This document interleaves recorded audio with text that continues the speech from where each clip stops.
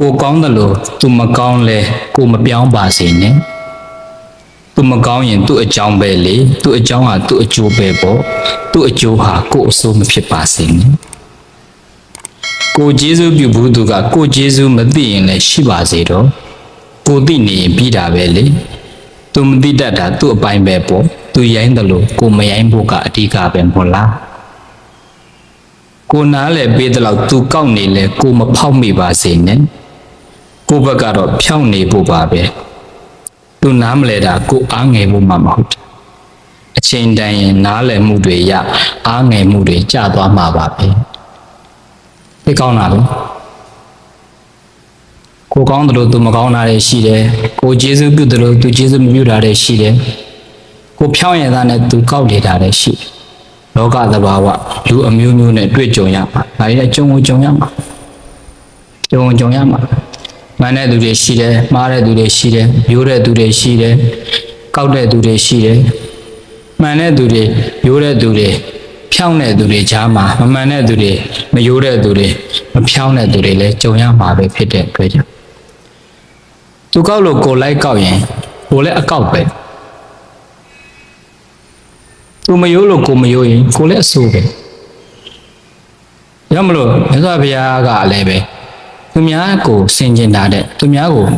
တန်းညှိနေတာတဲ့ကိုယ့်ကိုတန်းညှိပါနပရိသံဝိလောမနိနပရိသံကတာကတံအတနောဝအဝခေယကတာနိအကတာနိသပရိသံသူတစ်ပါးတို့ရဲ့ကတာကတံကောင်းတာမကောင်းတာလုံးမလုံးကိုနဝိလောမနိမကြည့်ပါနဲ့အတနောဝမိမိဤသာလင်ကတာနိအကတာနိကောင်းမကောင်းကိုပဲဝီလောမေယကြည့်ရှုရ၏ဟောသူများကောင်းတာမကောင်းတာကိုလိုက်မကြည့်နဲ့ကိုကောင်းမကောင်းပဲဆင်ခြင်ပါလူတွေမှာကလေတစ်ခါကြရင်သူများကိုလိုက်ပြိုင်တာရှိတကယ်တမ်းကျသူများဆိုကိုယ့်ရဲ့ပြိုင်ဘက်မဟုတ်ကိုယ့်ရဲ့ပြိုင်ဘက်အစ်စ်ကကိုပဲပြိုင်ဘက်လွဲနေကြတာအပြိုင်လွဲနေကြနောက်ပြိုင်တော့လည်းပဲဘာတွေပြိုင်လဲဆိုတော့ရုပ်ပိုင်းဆိုင်ရာတွေ physical develop တွေရုပ်ပိုင်းဆိုင်ရာတိုးတက်မှုတွေရုပ်ပိုင်းဆိုင်ရာတွေအသုံးပြုမိဒါတွေပဲပြိုင်ဆိုတော့လူတွေကအပြိုင်လွဲနေတဲ့အခါကျတော့သူရှိတာလေးကြည့်ပြီးတော့ကိုမရှိရင်ကိုကခံစားရတယ်သူအောင်မြင်တာလေးတွေကြည့်ပြီးတော့ကိုမအောင်မြင်တာလေးကိုပြန်ရှင်ပြီးတော့ကိုကပူပန်ရတယ်သူထင်ပေါ်တာကြည့်ပြီးတော့ကိုထင်ပေါ်တာမှမရှိလို့ရှင်ကိုယ့်အသာကိုကြည့်ပြီးတော့ကိုကခံစားရတယ်ဆိုတော့အဓိကအချက်တွေကသူများကိုလိုက်ပြီးတော့ကြည့်နေတဲ့အတွက်ကြောင့်သူများရှိတာတွေကိုကြည့်ပြီးတော့ကိုမှမရှိရင်ကိုကတရင်ကအရှိတရားပေါ်မှာလူတွေကကိုနဲ့ပြန်ချိန်ထိုးပြီးတော့သူရှိတယ်လို့ကိုလည်းရှိချင်တယ်အမှန်ကတရင်ကအရှိတရားကိုပြိုင်တာသူများထင်ပေါ်တာတွေကိုကိုကလိုချင်တယ်ကိုကပြိုင်တယ်သူများကြော်ကြားတာတွေကိုကလိုချင်တယ်ကိုကပြိုင်တယ်အဲ့တော့သူများကိုလိုက်ကြည့်တာတွေများတော့ကိုဘာသာကိုစိတ်နဲ့ကိုပြန်ညှိတာတွေများသူများကိုကြည့်တော့ကိုကပြန်ညှိတာလိုက်ကြည့်တာတွေများတာဆိုတော့တခါအဲ့ဒီသူတစ်ပါးတွေနဲ့ကိုယ့်ကိုချိန်ထိုးနေတဲ့စိတ်ကြီးကိုကကိုယ့်ကိုပူလောင်မှုတစ်မျိုးပဲကိုယ့်ကိုပူလောင်နေကိုလန်းကိုရှောင်းမဲ့အပိုင်းမှာသူများတွေနဲ့သွားပြီးတော့တန်းနေညှိတဲ့အခါသူများနောက်ကိုလိုက်နေပိုဆိုးကုန်တာကိုယ်စိတ်ဓာတ်တွေပါပြက်ပြားကုန်အကြောင်းကြောင့်အကျိုးဖြစ်တဲ့သဘောလေးတွေသိထားရင်လူလောကမှာဘလို့လူမျိုးနဲ့ပဲလာကောင်းမွန်ဆက်ဆံနိုင်တယ်ဒါကလူမှုဆက်ဆံရေးမှာအကောင်းဆုံးဆက်ဆံနည်းကိုဘုရားရှင်တော်မြတ်ပြကသူဘဝမှာလိုအပ်တဲ့ဆက်ဆံနည်းလူတွေအမျိုးမျိုးကြုံတဲ့အခါမှာတွေ့ကြုံပြီးတော့ဘယ်လိုစိတ်ထားနဲ့ဆက်ဆံရမလဲဆိုတဲ့လူတွေရဲ့အစဉ်တန်းကိုလိုက်ပြီးတော့မြတ်စွာဘုရားက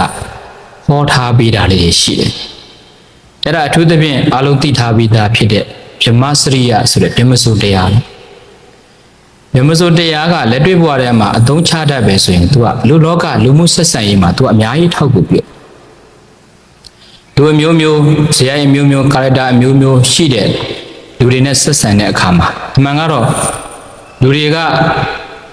ဘလောက်ပဲများလူတွေကိုအမျိုးအစားခွဲလိုက်လို့ရှင်၄မျိုးအပြင်ပို့မရှိ လေးမျိုးပင်ပုံဖြစ်ကိုရီးယားလူမျိုးဂျပန်လူမျိုးအမေရိကန်လူမျိုးမြန်မာလူမျိုးလို့ဒီလိုနာမည်တွေတစိမ့်တွေလေးဘယ်တွေဘလောက်ပဲတက်တကယ်တမ်းကျတော့လူက၄မျိုးပဲရှိကိုယ်နဲ့ရှင်ပြီးတော့လူကိုခွဲလို့ရတယ်အဲ့ကိုရီးယားမှာတော့လည်းကိုရီးယားတက္ကမကြီးတယောက်အဲ့ဒါရှောက်ဖူးတယ်ကိုရီးယားလိုရှောက်တာဘုန်းကြီး스님 저는 여태까지 여러 사람들이로 만나보고 여러 식으로 관여해봤던 데는 잘 안 돼요. 어떤 데는 사랑하면서 어떤 데는 미워하면서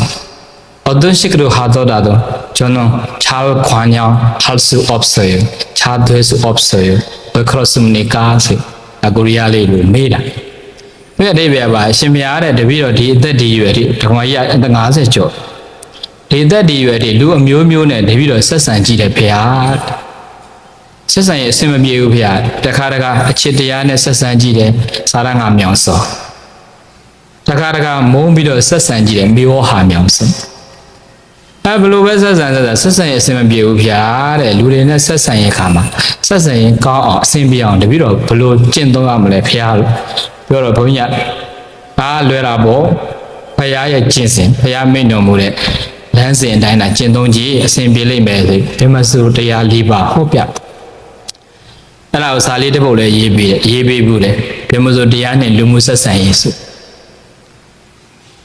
ဓမ္မစရိယတရားဗြဟ္မစုတရားကအားလုံးသိထားပြီးသားမေတ္တာကရုဏာမုဒိတာဥပေက္ခဒီတရား၄ပါးဒီတရား၄ပါးတော့အဲ့တရား၄ပါးကိုလူအမျိုးမျိုးနဲ့တွေ့တယ်လူအမျိုးမျိုးဆိုတာခုနအများကြီးမရှိဘူးကိုယ်နဲ့ချိန်ပြီးကြည့်လို့ရှိရင်လူ၄မျိုးပဲရှိတယ်ကိုယ်နဲ့ the same level ကိုယ်နဲ့တန်းတူဖြစ်တဲ့သူအသက်ရဲ့သိက္ခာရဲ့ဂုဏ်ရဲ့ power ရဲ့အကုန် same level တူညီနေတဲ့ပုံကိုတစ်မျိုးပဲကိုရီးယားတွေမြန်မာတွေဂျပန်တွေတိုင်းထည့်တော့လိုက်ကိုယ်နဲ့တူတဲ့ပုံကို lower person ကိုအောင်နှိမ့်ကြတဲ့ပုံကိုတော့မတော်တဲ့သူ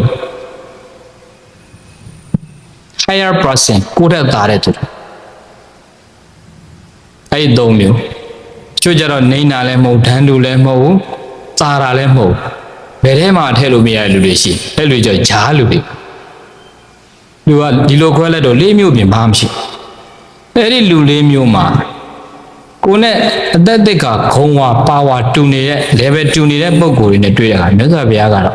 ဓမ္မစိုးတရားတွေကမေတ္တာနှလုံးသားနဲ့ဆက်ဆံမေတ္တာတရားလက်ခံထားမေတ္တာဆိုအကျိုးလိုလား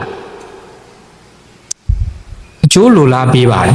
အကျိုးမလိုလားပေးနဲ့သူနဲ့ကိုယ်နဲ့အတူတူဖြစ်တယ်ဆိုရင်သူ့အကျိုးကိုကလိုလားသူကလည်းကိုယ်အကျိုးလိုလားမေတ္တာအကျိုးလိုလားခြင်းပဲ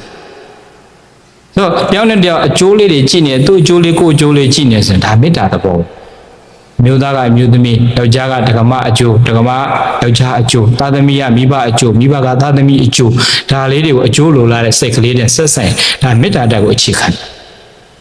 ကြောင့်ကိုယ်နဲ့အသက်သက်ကဂုံဝါတူညီတဲ့တူနဲ့တွေ့တဲ့အခါမှာအဲ့ဒီဗြဟ္မစိုးတရားတွေကမေတ္တာဆိုတဲ့အကျိုးလိုလားတဲ့စိတ်ကလေးနဲ့ဆက်ဆံအဲ့ဒါမှမဆက်ဆံဘူးမထားနိုင်ဘူးဆိုမေတ္တာမထားနိုင်ဘာဖြစ်ပြိုင်တာပြောတဲ့တယောက်အကျိုးလိုလားစိတ်မရှိရင်ဓာတုတူတူချင်းပြိုင်တာကျောင်းသားချင်းနဲ့ပြိုင်တာအလုပ်ခွင်မှာလည်းပြိုင်တာသူကငါသားဆိုပြိုင်လာပြီဆိုရင်ပြိုင်မှာအနိုင်အရှုံးဆိုတာရှိတာအနိုင်ရှုံးဆိုရင်နိုင်ရင်လည်းမကောင်းဘုရားလိုတော်ရရှုံးရင်လည်းမကောင်းနိုင်ရင်ရံများတယ်နိုင်တဲ့သူကရံများတယ်ဇယံဝေဒံပတ္တဝတ္တိဇယံအနိုင်ရတဲ့သူဟာဝေဒံဉာဏ်ကိုပတ္တဝတ္တိတိုးပွားစေတယ်အနိုင်ရရင်ရံများတယ်ပရာဇိတောဒုက္ခံသေတိရှုံးတဲ့သူကဆင်းရဲတတ်တယ်ရှုံးသွားတဲ့သူကဆင်းရဲတာပဲ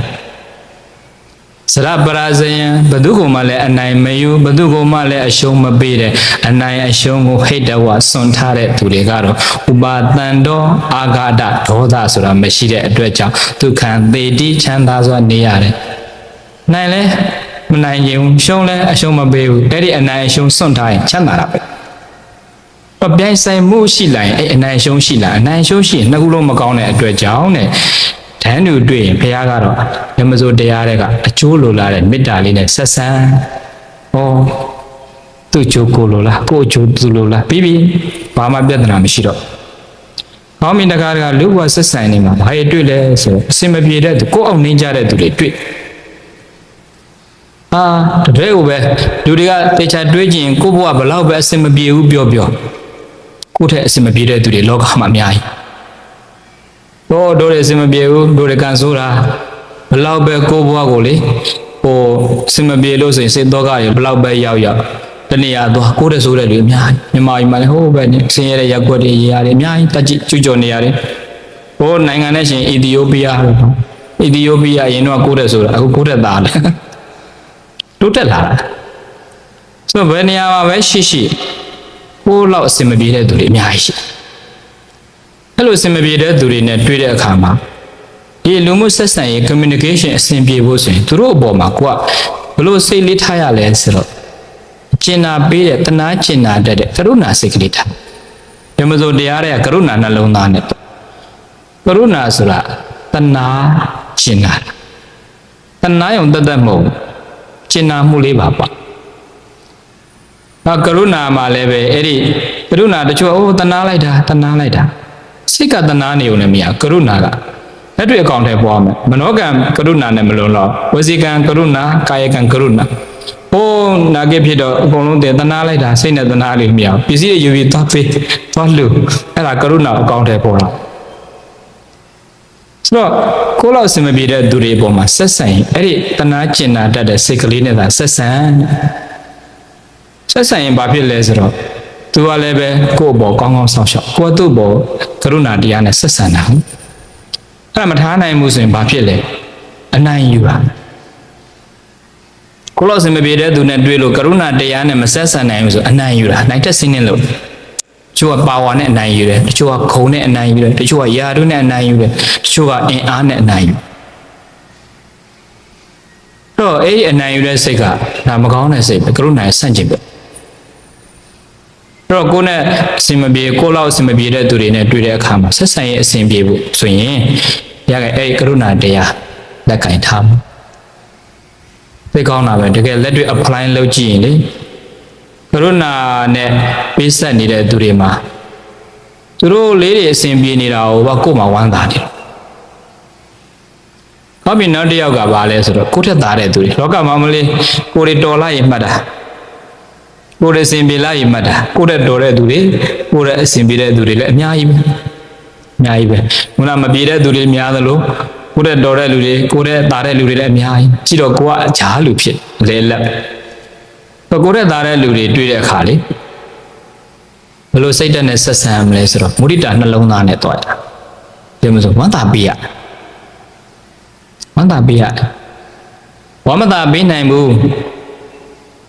မုဒိတာတရားမထားနိုင်ဘူးဆိုရင်ဘာဝင်တတ်တယ်လဲဆိုမနာလိုစိတ်ဝင်အိတ်တာတရားကိုယ်တည်းသားတဲ့သူတွေကြည့်ပြီးလို့ရှိရင်ဝမ်းသာပေးတဲ့တာတုခေါ်တဲ့စိတ်ကလေးမရှိရင် jealous ခြေဝင်တာတော်တော်များများဗမာလူမျိုးအပါဝင်နိုင်ငံတကာမှာလူတွေတော်တော်များများအဲ့ဒါတော်တော်ထားရခက်တဲ့စိတ်ပဲမုဒိတာစိတ်ကကိုယ်တည်းသားရင်ဝမ်းသာပေးတဲ့စိတ်ကအတော်ကျင့်ယူရမယ်စိတ်ပဲသူများကြီးပွားချမ်းသာတဲ့အပေါ်မှာလေသူများကြီးပွားချမ်းသာတဲ့အပေါ်မှာတနာကျင်နာတတ်တဲ့သူများကြီးပွားချမ်းသာတဲ့အပေါ်မှာမုဒိတာတရားထားတတ်တဲ့စိတ်ကလေးကတူတော်များများမှာတော်ကိုခက်ခဲတယ်ကိုလောက်အစင်မပြေတဲ့သူတွေပေါ်မှာတနာတတ်တဲ့စိတ်ကတော့ရှိတနာကလွယ်တကူကိုတနာတတ်တာကရုဏာတရားအားကြီးသလောက်မုဒိတာတရားတော့ခေါင်းမကြဘုရားသာမနာလို့ဈေးတဲ့ချင်းလည်းမနာကျောင်းသားချင်းလည်းမနာနော်ဆရာမချင်းလည်းမနာဓာတုရှိတဲ့သူချင်းလည်းမနာလို့ပါဝါရှိတဲ့သူချင်းလည်းမနာလို့ဘုဒ္ဓဇင်သဘာဝဆရာလေးချင်းလည်းမနာလို့ဘုန်းကြီးချင်းလည်းမနာလို့ကိုယ်ရတာပါတယ်လူတွေမနာလို့စိတ်ဖြစ်တာအရေးမြဘုန်းကြီးနေဆရာလေးတွေဖြစ်တော့ကရုံချင်းတိုက်တာကရုံတိုက်တော့ကရုံတိုက်ဆိုအဲ့ဒါများလားမသိဘူးဟောနေရာတိုင်းမှာရှိတာအဲ့ဒါဘုဒ္ဓဇင်သဘာဝဒီစိတ်ကရှိနေတာဆိုတော့တချို့ကလည်းပဲပရိယတို့ကဘလို့ဝမ်းသာပေးနိုင်မှာလဲဖရာဒီလူတွေကမမှန်တဲ့နည်းနဲ့ကြီးပွားနေတာပဲဖရာလောကမှာဟုတ်တယ်မမှန်တဲ့နည်းနဲ့ကြီးပွားနေတဲ့သူတွေအများကြီးမမှန်တဲ့နည်းနဲ့အောင်မြင်နေတဲ့သူတွေလည်းအများကြီးမမှန်တဲ့နည်းနဲ့အထက်ရောက်နေတဲ့သူတွေလည်းအများကြီးဆိုတော့ကိုယ့်ရဲ့တာရင်ဝမ်းသာပေးရမယ်ဆိုဒီလိုလူမျိုးတွေကြတော့ဝမ်းသာပေးရမှာလားဖရာဝမ်းသာပေးနိုင်အောင်လည်းကြိုးစားရမှာပဲဝမ်းသာပေးတာကိုယ့်အပိုင်လေမှန်တာမမှန်တာသူ့အပိုင် သူမမှန်တဲ့နည်းနဲ့သူကြီးပွားရင်သူခံရမှာပဲအဲ့ဒါသူ့အကြောင်းနဲ့သူ့အကျိုးပဲသူမမှန်လို့ဆိုရင်ကိုကဝမ်းမသာပေးဘူးဆိုရင်ဝမ်းမသာပေးရင်မုဒိတာမဝင်နိုင်အိတ်တာတရားကြားဝင်မနာလိုစိတ်ကဝင်သွားရင်မနာလိုစိတ်ဝင်ကိုကအရှုံးပဲကိုရလိုက်တာမကောင်းတဲ့စိတ်ပဲဆိုတော့ဝမ်းသာပေးလိုက်တာကကိုယ့်ဘက်ကလောရမှာအပိုင်းမှန်တာမမှန်တာကသူ့အပိုင်းသူ့အကြောင်းဟာသူ့အကျိုးသူမကောင်းရင်သူသွားမှာပဲသူကောင်းရင်သူဆန်ရမှာပဲသူ့အကျိုးဟာကိုယ့်အဆိုးမဖြစ်ဖို့အရေးကြီးသူ့အကြောင်းဟာသူ့အကျိုးသူ့အကျိုးဟာကိုယ့်အဆိုးမဖြစ်ပါစေအမှန်နဲ့နည်းနဲ့ကြီးပွားလာကြီးပွားခြင်းဒီအကြောင်းတရားပဲမှန်တဲ့နည်းနဲ့အောင်မြင်ခြင်းဒီအကျိုးတရားပဲနော်ကြီးပွားခြင်းဒီအကျိုးတရားအောင်မြင်ခြင်းဒီအကျိုးတရားမမှန်တဲ့နည်းနဲ့လှုပ်ထားတာသူကအကြောင်းတရားဆိုတော့ဘလို့ပဲဖြစ်ဖြစ်ကိုနဲ့တွေ့တဲ့အခါကျတော့အကျိုးတရားကိုသွားပြီးဆက်ဆံရတာသူအကျိုးတရားကိုကြည့်ပြီးဆက်ဆံရတာဆိုတော့သူအကျိုးဟာကြည့်ပြီးတော့ကိုကဂျားတွေကခြေဝင်တယ်မနာလိုစိတ်ဖြစ်တယ်ဆိုအကျိုးကိုကြည့်ပြီးတော့မနာလိုစိတ်ဖြစ်တော့ခံစားရတာလည်းကိုပဲခံစားသူအကျိုးကကိုအဆိုးဖြစ်သွားမနာလိုစိတ်ကြောင့်ကိုအဆိုးဖြစ်သွားကြောင့်လို့သူမှားတာမှန်တာကသူ့အကြောင်းကိုအကြောင်းကသာဓုခေါ်နိုင်အောင်ကြိုးစားကိုတဲ့တာတဲ့လူမမှန်တဲ့ဒီနဲ့ကြီးပွားတာအဲ့ဒါသူကိစ္စဝမ်းသာနိုင်အောင်ကြိုးစားတာကိုကိစ္စဒါပဲဆိုရလိုမျိုးဆက်ဆံလို့ရှိရင်ခံရတာသူ့အပိုင်းကိုလည်းပိုင်းကလေ့ကျင့်တာကိုအပိုင်းဆိုတော့ဟိုကမုဒိတာနှလုံးသားနဲ့ဝမ်းသာပေးနိုင်တဲ့စိတ်ကလေးထားရင်ကိုပဲကိုယ်တိုင်အတော်တက်တာကိုယ်တိုင်တော်တက်တာမုဒိတာနှလုံးသားကကိုတက်တာတဲ့တငယ်ချင်းတွေသားသွားဝမ်းသာပေးကြည့်သိပြောတာမပြောနိုင်လို့ငယ်ချင်းတွေကိုတရားဓုတွေတက်သွားတော့ကိုထက်သားသွားတော့မုဒိတာတရားမထိုင်နိုင်ခြေဝင်တယ်မနာလိုစိတ်ဖြစ်တယ်ဆိုသူကတော့သွားတော့တက်သွားတယ်ကိုကတော့အောက်မှာဒီမနာလိုစိတ်နဲ့ကြံနေခဲ့တာကိုကပူကြံနေခဲ့တာသူနဲ့အတူသွားလိုက်စမ်းပါမုဒိတာတရားသူဝမ်းသာတယ်လို့ကိုနဲ့အတူကိုလည်းသူနဲ့အတူဝမ်းသာပေးလိုက်တဲ့သဘောပဲအတူဝမ်းသာပေးတာအဲ့ဒါမုဒိတာနှလုံးသားဒီစိတ်ကလေးထားနိုင်ပြီဆိုရင်တော်တော်သက်သာတယ်ဒါကြောင့်အဲ့ဒီမှာပြောချင်တဲ့စကားလေးကသူ့အကြောင်းဟာသူ့အကျိုးဟာကိုယ်အဆုံးမဖြစ်စေနဲ့ကိုယ်ဆုံးမှခြင်းပဲအဲ့ဒါလေးအဓိကထားတခါကြတော့လူတွေမှာဗာစိတ်လေးရှိတဲ့ကိုကျေးဇူးပြုတဲ့သူကကိုကျေးဇူးကိုမသိတတ်ပဲကျေးဇူးကမ်းသွားတာရှိကျေးဇူးကမ်းသွားတယ်ရှိတဲ့အခါကျတော့လူကမခံချင်စိတ်ကရှိတယ်ဒါတော့ကောင်းရတာဒီလောက်လုပ်ပေးတာနဲ့ငါ့ဘော်ဒီလိုလုပ်ရတယ်ဆိုတဲ့အဲ့ဒီစိတ်ကလေးကအဲ့ဒီစိတ်ကလေးကသူကဟိုဘက်ကလူကလှုပ်သွားတဲ့ဟာကိုကဂျားကနေခြေထိုးခံပြီးဝင်ယူတယ်လို့ဖြစ်တယ်ပုရုဇဉ်တဘာဝခံစားချက်ရှိပေမဲ့အဲ့ခံစားချက်ကိုလက်တွေ့ကိုကခံစားပြီးတော့အကောင့်ထဲပေါ်လိုက်ရင်သူနဲ့ကိုအတူတူသွားပြီးတော့ကျေးဇူးကမ်းတဲ့သူချင်းဖြစ်သွားသူကျေးဇူးမတိတတ်တာသူ့အပိုင်းကိုကျေးဇူးပြုတာကိုအပိုင်းကိုသိနေပြီးတော့အဲ့စိတ်ကလေးထားရင်သွားချိန်နဲ့တော့ခံပေါ့အဲ့တော့သူမားတာကိုကြည့်ပြီးကိုပါလိုက်မားတော့ကိုပါအတူသွားခံပေါ့ဒီကကိုပင်နေစိတ်နောက်ဆုံးစိတ်ကသိအရေးကြီးတာလောကမှာမုဒိတာထားလို့လည်းမရတဲ့သူတွေရှိတယ်။ဝမ်းသာပေးလို့လည်းမရဘူး။တဏှာပြီးဆက်ဆံကြည့်တယ်ဒါလည်းမရဘူး။မေတ္တာထားပြီးတော့လည်းဆက်ဆံခြင်းဘလို့မှမရတဲ့လူရှိတယ်။ခါကြမိသားစုထဲမှာရှိတယ်အဲ့လိုလူမျိုးတွေ။တမိပေါက်တယောက်ထောင်းလို့မှဆက်ဆံလို့မရတဲ့လူရှိတယ်။ဆိုရတဲ့လူမျိုးကြဘလို့လုံးမလဲ။မြတ်စွာဘုရားကတော့အဲ့လိုလူမျိုးကြတော့လည်းဘာမှအပြစ်တွေဖြစ်မနေနဲ့တဲ့ဥပိ္ပခာနှလုံးသားနဲ့ဆက်ဆံလိုက်ပါဥပိ္ပခာဆိုတော့ချစ်တာလည်းမဟုတ်မုန်းတာလည်းမဟုတ်ကုသိုလ်လည်းမဟုတ်ဘူးအကုသိုလ်လည်းမဖြစ်တော့ဘူးဈာစိတ်နေပြောမစရင်တပိတ္တကာမတကာပဲသူကံနဲ့သူတော့သွားပါဆိုပြီးတော့အဲ့ဒီကံတရားအတိုင်းကိုလိုက်ပြီးတော့လက်ခံနိုင်တဲ့စွမ်းအားဥပိ္ပခာနှလုံးသားဒါကလည်းတော်တော်မြင့်မြတ်တဲ့လူမှထားနိုင်မချစ်လည်းမချစ်ဘူးမချစ်တော့မုန်းလားဆိုမမုန်းလည်းမမုန်းဒီဈာစိတ်လေးပဲချစ်ရင်လည်းပဲအပြစ်ပဲမုန်းရင်လည်းပဲအပြစ်ပဲ attachment တန်ရောစဉ်ဆိုတာအချစ်လဲတန်ရောစဉ်အမုန်းလဲတန်ရောစဉ်လူတွေကအချစ်မှတန်ရောစဉ်လို့ထင်သမုဒိယဆိုတာကချစ်တာလဲတန်ရောစဉ်ပဲမုန်းတာလည်းပဲတန်ရောစဉ်ပဲစာပေမှာကပဋိကတန်ရောစဉ်ခေါ်အမုန်းတန်ရောစဉ်ချစ်တဲ့သူကိုခဏနာတရိယသလိုမုန်းတဲ့လူကိုလည်းခဏနာတရိယအမုန်းတန်ရောစဉ်အဲ့တော့အချစ်နဲ့ဆက်ဆံရင်လည်းပဲအပြစ်တွေရှိတယ်အမုန်းနဲ့ဆက်ဆံရင်လည်းအရှုံးတွေရှိမချစ်မမုန်းပဲဆက်ဆံလိုက်အဲ့ဆိုပြီးသွား ဘလို့မှဆက်ဆံလို့မရတော့ဘူးဆိုရင်ဥပိ္ပခာနဲ့တွားလိုက်ဘုရားရှင်ကိုရောမြတ်ကြီးလည်းအဲ့လိုဆက်ဆံမြတ်စွာဘုရားလက်ထက်ကအဲ့ဒီမြင်းတွေကိုဆုံးမတဲ့မြင်းဆရာကြီးကေတိဆိုတဲ့မြင်းဆရာကြီးတယောက်ရှိနာမည်တော်ကြီးတာပဲသူကမြင်းပေါင်းမြောင်များစွာကိုသူကပြုပြင်ပြီးတော့ယဉ်ကျေးအောင်ဆုံးမပြီးတဲ့ဆရာကြီးနာမည်ကြီးတာတော့တနေ့မြတ်စွာဘုရားနဲ့အဲ့ဒီကေတိမြင်းဆရာကြီးသွားတွေ့တော့ဘုရားကဆရာကြီးကိုမေးတယ်ဆရာကြီးသင်မြင်းတွေကိုဆုံးမတဲ့နေရာမှာတော်တော်နာမည်ကြီးတယ်ဘယ်လိုဆုံးမလဲဘုရားကမေးတယ်မှန်ပါဗျာတပည့်တော်ခက်ကြမ်းကြမ်းဆုံးမမယ်မြင်းနေဆိုရင်တပည့်တော်ကြမ်းကြမ်းတမ်းဆုံးမတယ်ဗျာတဲ့ရိုက်တဲ့လဲရိုက်ရတာဗျာနုနုညံ့ညံ့ဆုံးမမယ်မြင်းနေဆိုရင်တပည့်တော်ချော့မော့ပြီးနုနုညံ့ညံ့ဆုံးမပါတယ်ဗျာစိတ်အကျမ်းလည်းမရဘူးအချောလည်းမရဘူးဆိုရင်အနုလည်းမရဘူးဆိုဘယ်လိုဆုံးမလဲမှန်ပါဗျာအကျမ်းလည်းမရဘူးအချောလည်းမရတယ်ဘယ်လိုမှဆုံးမလို့မရတဲ့မြင်းနေဆိုရင်တပည့်တော်ကတော့ဗျာတဲ့တတ်ပလိုက်တယ်ဗျာဟောကေသေးဆရာကြီးလျှောက်တော့ဗျာသဘောကျပြီးတော့ဆရာကြီးကတခါပြန်မေးတယ်မြတ်စွာဘုရားရှင်ဘုရားတဲ့ရှင်ဘုရားကဘလို့ဆုံးမလဲဘုရားတဲ့ရှင်ဘုရားတဲ့တတ္တဝါတွေကိုဝိနည်းတတ္တဝါတွေတရားဟောပြတတ်တဲ့အခါတော်တော်နာမည်ကြီးတယ်ဘုရားဘလို့ဆုံးမလဲဘုရားငါဘုရားလည်းဆရာကြီးလိုပဲတဲ့ခက်ကြမ်းကြမ်းဆုံးမမယ်တတ္တဝါတွေဆိုခက်ကြမ်းကြမ်းဆုံးမလာတာမောဂပုရိသဘုရားပြောတယ်ဆိုတာမဖို့မပြီးအချင်းဒီတော့ယောက်ျားအဲ့ဒါဘုရားခက်ကြမ်းကြမ်းပြောတာကြမ်းကြမ်းဆုံးမမယ်တတ္တဝါတွေကြမ်းကြမ်းဆုံးမတာပဲတဲ့ငါဘုရားလေနုနုညံ့ညံ့ဘေကဝေချက်သားချက်သမီးတို့နုနုညံ့ညံ့ခေါ်ပြောဆိုပြီးဆုံးမမယ်တတ္တဝါတွေလည်းနုနုညံ့ညံ့ငါဘုရားဆုံးမတာပဲတဲ့မှန်ပါဗျာအနုလည်းမရအကျမ်းလည်းမရတဲ့တတ္တဝါတွေရှင်မြတ်ဘလို့ဆုံးမလဲဘုရားဆရာကြီးရလျှောက်တော့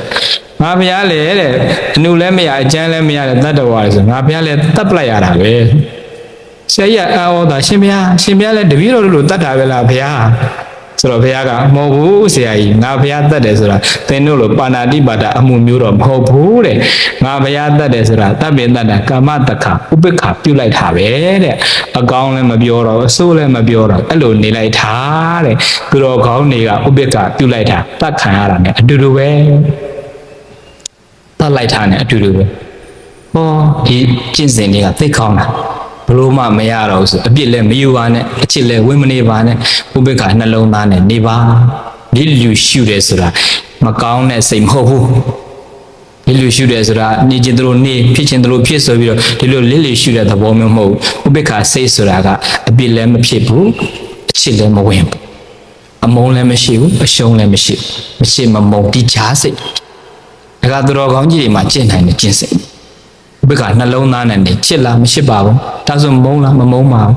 မချစ်မမုန်းစိတ်ကဥပိ္ပခနှလုံးသားအဲ့တော့ဘလို့မှဆက်ဆံလို့မရဘူးမုဒိတာလည်းမရဘူးကရုဏာလည်းမရဘူးမေတ္တာထားလို့လည်းမရဘူးဆိုရင်နောက်ဆုံးတော့သဗ္ဗေတ္တကာမတက္က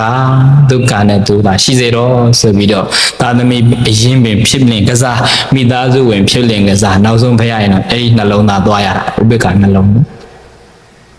ကြောင့်ပြောချင်တာကလူတွေကသူများကိုတိတ်ပြိုင်ကြတာသူများကိုမပြိုင်ပါနဲ့သူများဒီကိုယ့်ရဲ့ပြိုင်ဘက်မဟုတ်ဘူးကိုယ့်ရဲ့ပြိုင်ဘက်အစ်စ်ဒီကိုယ်တိုင်ပါပဲသူများကောင်းတာမကောင်းတာကိုမကြည့်ပါနဲ့ကိုကောင်းမကောင်းကိုပဲကြည့်ပါသူများကိုကိုယ်နဲ့လိုက်ပြီးတော့မညှိပါနဲ့ကိုယ်သာလေးညီအောင်ညှိပါပြိုင်ဖို့ဆိုရင်မနေ့ကငါနဲ့ဒီနေ့ငါမတူအောင်ပြိုင်မနေ့ကငါဒီလောက်ပဲကုသိုလ်ကောင်းမလုပ်နိုင်ဒီနေ့ငါပိုလုပ်နိုင်ရမယ်မနေ့ကငါ mind power စိတ်ဆွမ်းအားတွေကဒီလောက်ပဲရဒီနေ့ငါကပို့ပြီးတော့ mind power စိတ်ဆွမ်းအားတွေစိတ်သက်အားတွေပို့ပြီးတော့ကောင်းရမယ်အဲ့လိုမျိုးလေးနဲ့နေထိုင်ကျင့်သုံးမယ်ဆိုရင်သူများအကြောင်းပြုပြီးတော့ကိုယ်ကလည်းကောင်းလာတာပညာရှိဆိုတာကသူများကိုကြည့်ပြီးကိုယ်ကသင်ယူတယ်တဲ့သူများကိုကြည့်ပြီးတော့ကိုယ်ကပြုပြင်တယ်ဆိုတော့အဲ့လိုမျိုးနေထိုင်လို့ရှိရင်ခုနကပြောခဲ့သူများကျေးဇူးတန်းသွားလည်းပဲကိုယ်မှာဘာမှဖြစ်စရာအကြောင်းမရှိတော့ဘူးသူများကကိုကောင်းရင်သာသူမကောင်းမှုဆိုလည်းပဲအဲ့ဒါသူ့အကြောင်းနဲ့သူ့အကျိုးဆိုတာသိသွားတော့သူ့အကျိုးဟာကိုယ်အဆုံးမဖြစ်တော့ဘူးပေါ့အဓိကကကိုပြိုင်ဘက်ဒီသူများမဟုတ်ပါကိုပြိုင်ဘက်ဒီကိုပဲဖြစ်တဲ့အတွက်ကိုစင်ချင်းကိုဘာသာကိုဆုံးမနှလုံးလှတဲ့အဆုံးအမများနဲ့အသုံးကျတဲ့သူများဖြစ်အောင်ကိုသာလင်ပြိုင်ဘက်ကောင်းအဖြစ်ရှင်ပြိုင်ဆိုင်ပြီးလျင်မိမိအကျိုးအများအကျိုးကိုတည်ဖို့ထမ်းရွက်နိုင်ကြသောသူတော်ကောင်းများဖြစ်ကြပါစေကုန်တော့တည်း